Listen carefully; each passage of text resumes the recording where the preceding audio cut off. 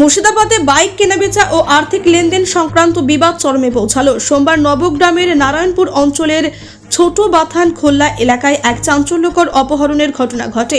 মুর্শিদাবাদ থানার ইচ্ছাগঞ্জের বাসিন্দা বাইক ব্যবসায়ী ইন্দ্রজিৎ ঘোষকে একটি চারচাকা গাড়ি ধাক্কা মারে। ছিটকে পড়লে ফিনান্স কর্মী দীপ্তেশ মণ্ডলকে বাঁচাতে গেলে দুষ্কৃতীরা গুলি চালায় তার উদ্দেশ্যে।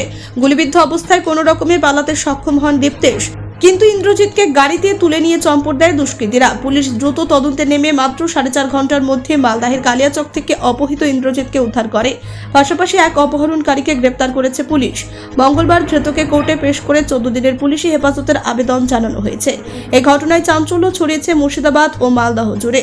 পুলিশের তৎপরতায় দ্রুত উদ্ধার হলেও কী কারণে এই অপহরণ তা জানতে তদন্ত চলছে। ব্যুরো রিপোর্ট, নির্ভীক বার্তা।